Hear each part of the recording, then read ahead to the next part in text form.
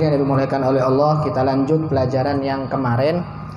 Setelah kita tahu apa itu daripada arkanul Islam, arkanul iman, dan arkanul ihsan, sekarang kita masuk ke dalam bab fikih, bab pembahasan tentang ibadah. Di sini dijelaskan, Syekh Salim bin Sumair menjelaskan bahwasanya faslun alamatul bulughi thalatha. Alamatnya orang balik adalah salasa, 3. Alamatnya orang balik itu ada 3. Kalau ada salah satu dari 3 ini, berarti tandanya orang itu sudah balik. Apa balik itu? Balik itu maknanya huwal wusul ila haddit taklif, sampainya kita kepada batas tanggung jawab. Maksudnya bagaimana? Sebelumnya kalau kita sebelum balik, segala tanggung jawab itu dilimpahkan kepada orang tua kita. Seperti kalau kita mengerjakan kebaikan, kita dapat, orang tua kita juga dapat. Tapi kalau kita melakukan dosa, kembalinya ke siapa? Taklifnya ke orang tua kita. Tetapi kalau kita sudah balik, sudah nyampe haddul balik, sudah ada tanda-tandanya balik, maka semua kewajiban, baik yang bersangkutan dengan pahala atau dengan bersangkutan dengan dosa, itu semuanya orang itu sendiri yang menanggungnya. Jadi kalau ada 3 tanda ini, berarti kita sudah masuk balik. Yang pertama apa? Tamamu khamsa asyarata sanah fid dzakari wal unsa. Sempurnanya usia 15 tahun untuk laki-laki dan perempuan. Kalau ada laki-laki belum pernah mimpi selama hidupnya, ya, selama dari umur 1 sampai umur 14 tahun tidak pernah mimpi. Tahu sudah ya maksud mimpinya, mimpi apa ini ya? Belum pernah mimpi, ihtilam. Terus bagaimana Beb? Saya sekarang sudah umur 16 tahun, belum pernah mimpi. Apakah saya sudah termasuk balik? Sudah. Batasnya kapan? Batasnya di saat umur 15 tahun. Yang merasa umur 15 tahun, 16 tahun, 23 tahun belum mimpi, jangan merasa dirinya sampean belum balik. Apalagi yang sudah tua, ya, sudah balik. Batasnya kapan? Umur 15 tahun. Kalau sudah umur 15 tahun, baik laki-laki ataupun perempuan, meskipun belum mimpi, Beb, meskipun belum mimpi, sampean sudah masuk haddut taklif, sudah masuk batas-batasnya orang yang sudah mendapatkan tanggung jawab. Sholatnya wajib, tidak boleh tinggal, harus. Kalau tinggal sudah dosa. Ini 15 tahun, orang yang sudah balik.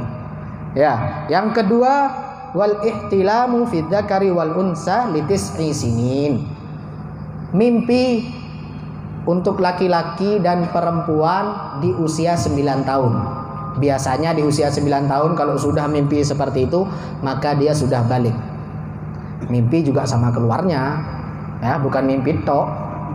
Mimpi tok tapi tidak keluar, ya bukan mimpi namanya. Lain. Maksud mimpi ini mimpi apa? Mimpi basah, ya. Mimpi mandi. Kenapa kok disebut mimpi basah? Karena wajibnya sampean harus mandi, makanya mimpi basah ini ya. Bukan mimpi basah semua badannya sampean bangun dari mimpi basah. Enggak. Tapi ya sebagian basah. Kadang bangunnya sudah kering. Ya. Jadi ini mimpi untuk berapa? Untuk usia biasanya 9 tahun. Kalau kurang dari 9 tahun, umur 8 tahun, saya mimpi keluar cairan, apakah ini namanya balik? Belum. Umur 8 tahun, 7 tahun, belum masih ya. Tapi kalau sudah 9 tahun, ini baru dihitung namanya balik. Kalau kurang 5 hari, Beb, saya kurang 5 hari 9 tahun, mimpi saya, Beb, keluar, apakah dihitung balik, Beb? Itu hukumnya tetap dihitung balik selama tidak kurang dari 15 hari. Kalau 15 hari menjelang ulang tahun, ya, ini bahasanya ulang tahun, 15 hari menjelang ulang tahun sampean mimpi, dalam mudah 15 hari ini, di antara 15 hari sampean mimpi, maka itu hukumnya balik. Anaknya sampean diingatkan, ya, ditanya kalau umur 9 tahun, wis mimpi le, ya, wis mimpi, tidak apa-apa, ya, namanya ini. Kalau masih belum, ya sudah belum berarti. Dari umur 9 tahun tanyain, sudah mimpi le? Nah gitu. Ini yang kecil umur berapa ini? Umur berapa? 14, sudah mimpi? Udah. Allahumma shalli ala Muhammad. Apa apa-apa, jangan malu, berarti sudah dewasa ya. Jadi sudah tidak apa-apa sudah. Jangan minta kawin tapi belum waktunya. Ya, jadi kalau sudah 9 tahun mimpi berarti sudah balik ya. 9 tahun. Kalau yang 10 tahun, baru saya 10 tahun dia mimpi, ya sudah balik. 10 tahun mimpinya. Tapi kalau belum mimpi ya sampai 15 tahun. Kalau sudah 15 tahun baik mau mimpi, belum mimpi, itu dihitung sudah balik ya. Paham? Yang satu, kalau udah paham nanti ada sesi tanya jawab. Boleh tanya nanti, apa yang perlu ditanyakan. Terus yang ketiga, daripada alamatnya orang balik itu haid, wal haidu fil unsa litis'i sinin. Dan tandanya adalah haid untuk perempuan di usia 9 tahun. Biasanya di usia 9 tahun sudah masuk dalam masa haid. Sama hukumnya seperti ihtilam tadi, tidak perlu diperpanjangkan. Apa haid itu? Haid itu adalah darah yang keluarnya darah tabi'iyah. Bukan darah baik, bukan. Itu darah kotor, memang tabi'inya. Yang keluarnya dari dalam rahim, dalam sekali keluarnya. Sifatnya itu kalau keluar darah itu membersihkan. Jadi kalau darah yang kotor dikeluarkan tuh bersih nanti ujungnya. Itu adalah darah yang keluarnya dari dalam aqsa, dari paling dalamnya rahimnya seorang perempuan. Ini haid. Untuk usia berapa? Untuk usia 9 tahun. Kalau sudah 9 tahun haid berarti dia sudah balik. Nah, ini 3 hal alamatul buluk. Salah satu yang pertama, nyampe umur 15 tahun bagi yang belum pernah mimpi, baik laki-laki ataupun perempuan. Yang kedua, mimpi di usia 9 tahun bagi laki-laki dan perempuan. Harus 9 tahun atau kurang 15 hari dari 9 tahun boleh. Itu sudah masuk balik. Yang ketiga adalah haid khusus untuk perempuan, laki-laki tidak haid ya. Selanjutnya ini adalah faslun syurutu ijza'il hajar thamaniyah. Syarat-syaratnya cara bersuci dengan batu. Ini zaman dulu memang dipakai, salah satu sunnahnya Nabi Muhammad SAW. Kalau sekarang, orang sekarang, masa sekarang harus ijza' dengan batu, harus bersuci dengan batu. Berarti tidak manfaat kita belajar ini, tidak manfaat. Nanti bakal sampean ini ada masa-masa bakal merasakan ini. Baik sampean nanti mungkin ada yang di gunung lupa bawa air, mendaki gunung ya kan, lupa bawa air, atau pas main bal-balan lupa bawa air. Ya, kebelet kencing bagaimana? Nyari batu ya bisa. Suci tetap sampean ya. Ini bisa digunakan. Nanti di zamannya Imam Mahdi orang kesulitan air, nanti bakal kebanyakan orang di akhir zaman ini menggunakan batu kembali nanti. Kesulitan air, mereka istinja dengan batu, bersuci dengan menggunakan batu. Syurutu ijza'il hajar thamaniyah. Syarat-syaratnya bersuci dengan batu ada 8. Harus tahu, dicatat. Kalau bisa diingat-ingat, kalau lupa nanti dilihat di mana, di Instagram. Promosi ini Habib ini. Di Instagramnya Da'watus Syabab, YouTube-nya juga ada, namanya sama, Da'watus Syabab.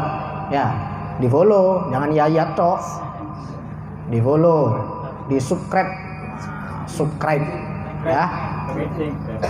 Ya.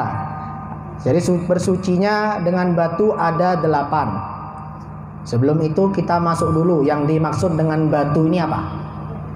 Yang dimaksud dengan batu, para ulama mengatakan kullu jamidin tahirin qaliin ghairi muhtaram.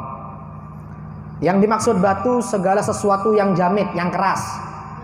Segala sesuatu yang keras ini termasuk batu. Terus apa lagi? Tahir, yang suci, yang bisa dipakai untuk bersuci, harus yang suci. Tidak boleh ada kotorannya sapi dipakai bersuci, najis ketemu najis jadinya ya najis. Beda dengan hukum fisika. Kalau min ketemu min jadi plus. Kalau najis ketemu najis tidak mungkin jadi suci. Jangan dicoba-coba, beda hukumnya. Ya. Jadi harus yang keras. Batu yang dimaksud adalah sesuatu yang keras, yang tohir, yang suci. Terus tolek, yang bisa mengangkat najis tersebut. Yang terakhir ghairi muhtaram, yang tidak muhtaram. Tidak muhtaram maksudnya gimana? Yang tidak terhormat, tidak dianggap, ya, tidak dianggap. Seperti apa contohnya? Contohnya dianggap kalau batu permata, batu ake dianggap mahal jualannya ya. Contohnya apa? Contohnya misal kita menemukan batu kali, batu hitam, jamit, keras, betul kan, keras, tohir, suci, tidak ada najisnya, dilihat tidak ada najisnya. Kolek bisa mengangkat najis, bisa beb, bisa mengangkat najis ini batunya. Terus ghairu muhtaram, iya, orang tidak butuh batu ini beb. Buat apa batu ini? Buat ngantemi orang? Tidak mungkin, dah. Banyak batu yang lain masih.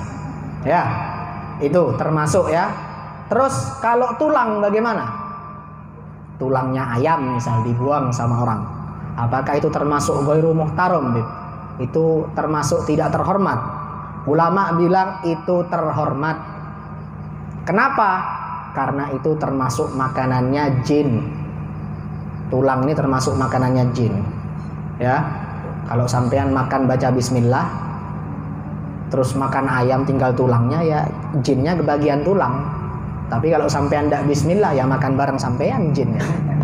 Makanya bismillah ini penting ya, jangan ditinggal. Jangan lupa bismillah.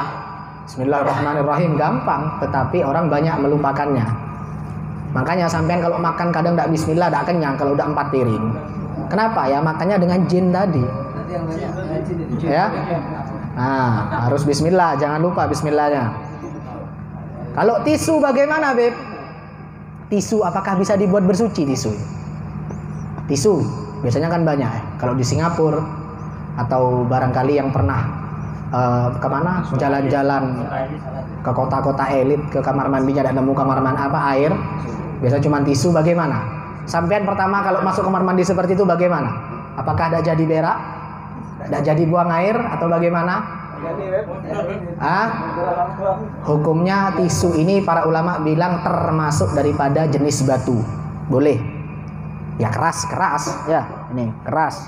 Kerasnya kok bukan maksudnya keras pas kayak pintu nih kerasnya, tidak harus seperti itu. Ya keras seperti ini. Bisa ngangkat najis, bisa. Suci. Ya. Tetapi kalau ada air ya lengkapi dengan air lah. Soalnya kalau biasanya kalau cuman pakai seperti ini baunya masih ceket. Ya, baunya masih ceket, hati-hati. Makanya baunya kalau sampean tahan ya tidak apa-apa, cuman kebanyakan dari kita tidak bakal tahan dengan baunya ini. Ya, paham? Tisu boleh, termasuk daripada jenis batu. Ya, tahu ya, batu itu segala sesuatu yang keras, apalagi suci, bisa mengangkat najis dan ghairu muhtaram. Ya, ghairu muhtaram. Termasuk yang ghairu muhtaram siapa? Orang yang tidak mau sholat, tidak terhormat. Orang yang tidak mau sholat dengan terang-terangan dia, saya tidak mau sholat. Apa sholat ini? Dia muslim tapi dia tidak mau sholat. Itu ghairu muhtaram hukumnya katanya. Boleh dibuat istinja orangnya. Ya, hati-hati. Makanya kalau sampean tidak mau sholat, hati-hati. Hati-hati hukumnya, sampean bisa dibuat istinja nanti sampean. Bahaya makanya. Terus orang yang bilang banyak jenisnya ghairu muhtaram, seperti ya banyak jenisnya, termasuk orang yang tidak mau sholat itu sudah terang-terangan dia bilang saya tidak mau sholat, meskipun badai menghadang saya tidak mau sholat. Hati-hati, istinja sampean itu. Ya, termasuk najis, kotoran sampean nanti jadinya. Paham ya, jenis-jenis batu seperti itu. Syarat-syaratnya untuk ijza'il hajar, bersuci dengan hajar, ada 8. Yang pertama, an yakuna bisalasati hajar, harus dengan 3 batu. Artinya apa? Artinya harus dengan 3 kali usapan. Kalau satu tidak boleh, takut tidak bersih kadang. Kalau satu ini boleh dengan 1 batu, tetapi yang punya 3 sisi. Batu kotak, ya kotak bolak-balik yang besar gitu, bersuci sudah, tidak apa-apa. Sudutnya 1 diambil, sudutnya lain, sudutnya satunya. Kalau udah ada pakai 3 batu beb, ya sudah, tidak apa-apa.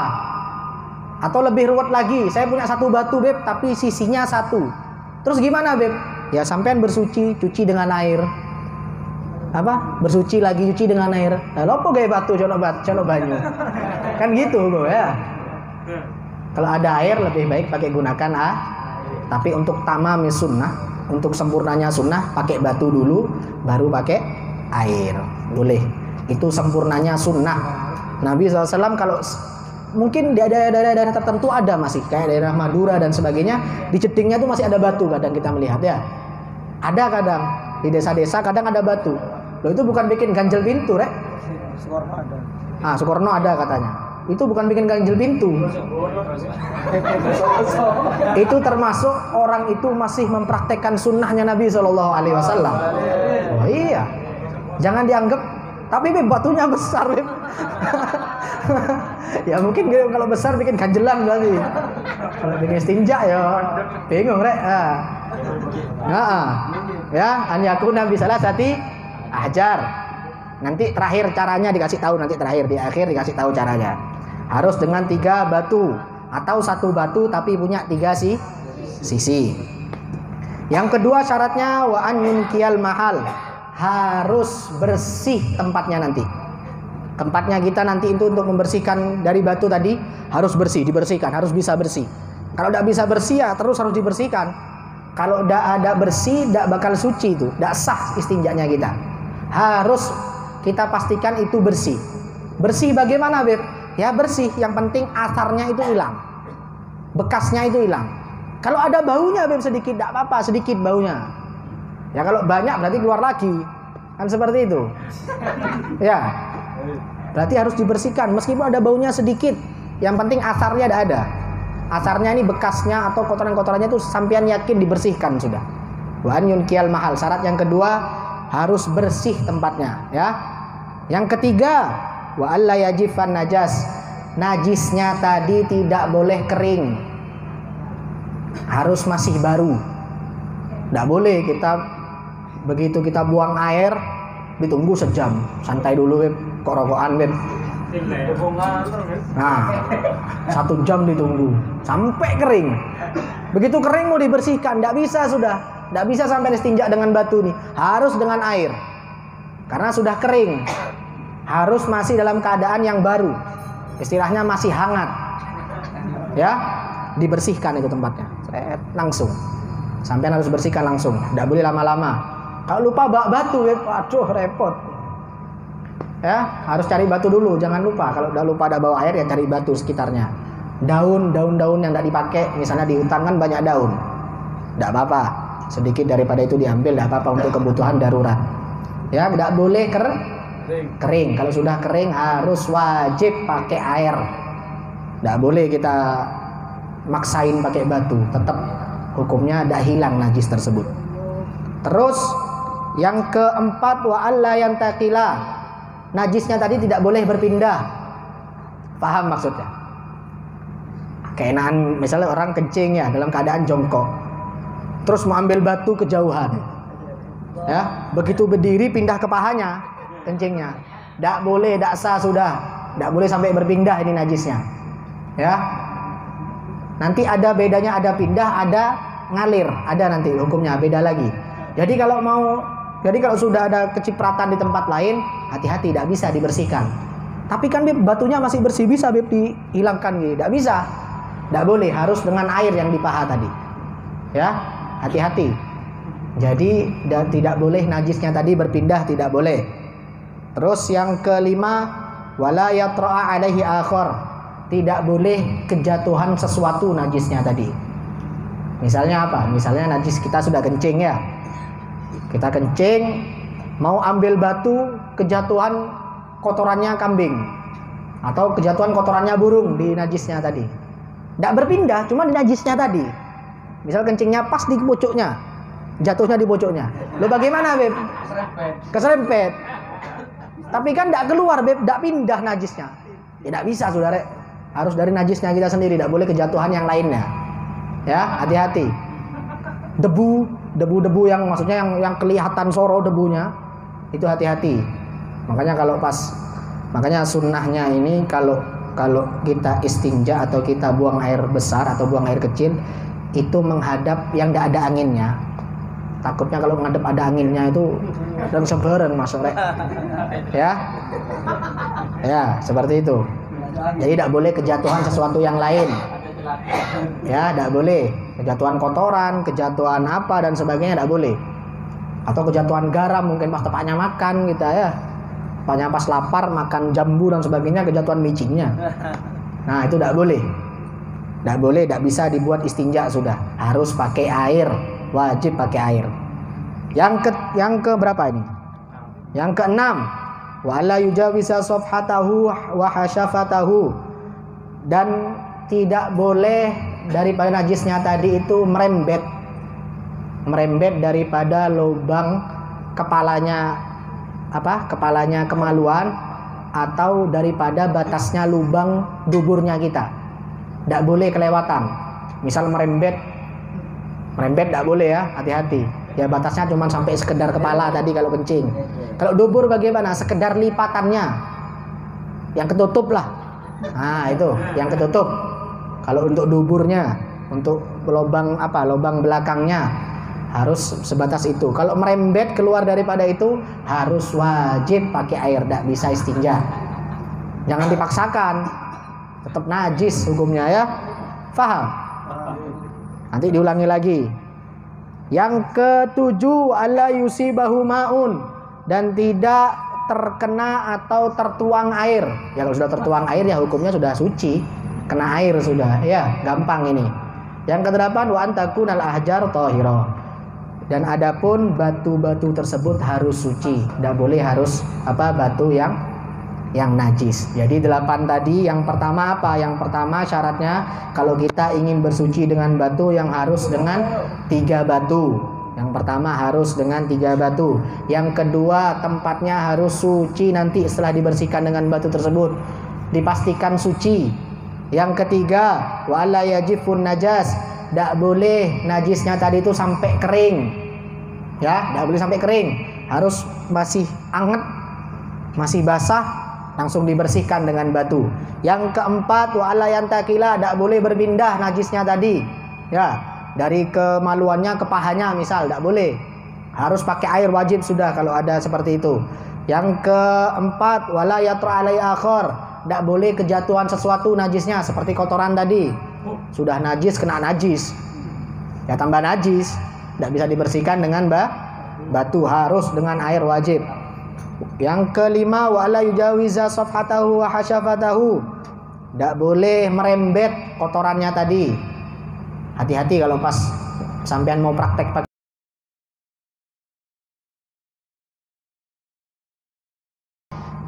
sudut yang pertama langsung dibersihkan, sekali tarik. Seret. Nah, ya. Langsung sekali tarik, tidak boleh pas seset. Hati-hati ya, tidak boleh. Langsung hati-hati dalam membersihkannya, langsung sekali tarik, seret. 1. Ya, ada batu lagi, diambil lagi batunya. Bagaimana? Yang bawahnya. Langsung dia. Seret, sekali tarik ya. Yang terakhir bagaimana? Yang terakhir pasti tinggal sisa-sisanya, sedikit saja itu. Kebanyakan di tengah. Langsung sampean ambil ke semuanya. Set, langsung seperti itu. Ya. Jadi paham kaifiyahnya, caranya paham. Jangan diseset ya. Pas pelan-pelan, yang penting suci, Beb. Wah. Merembet, Rek. Nah, gitu kan. Langsung sekali ambil, seret langsung ambil lagi, seret. Yang ketiga langsung semuanya sudah. Sudah suci. Ya. Ya nyari batu yang ya jangan batu kasar ya. Luka kan. Kalau tidak mau pakai tisu, praktek pakai tisu nanti. Boleh seperti itu. Paham ya? Ada yang perlu ditanyakan? Boleh tanya, tidak apa-apa. Kalau malu bisa dijapri di WhatsApp. Beranak ini. Ya, kalau malu tidak apa-apa, WhatsApp tidak apa-apa, tanya. Kalau pakai daun? Kan tadi dibilang, daun tidak apa-apa. Kalau yang penting bukan daun janda bolong ya, mahal sekarang. Dimarahi sama ibunya. Daun penting apa daun? Ya daun yang biasa lah, tidak basah. Kalau basah itu kan merembet nanti. Yang biasa lah. Ya kering tapi tidak kering sampai kerces gitu enggak. Tahu kan ya? Biasanya sampai agak kuning. Ya. Paham? Apalagi ada yang tanya lagi?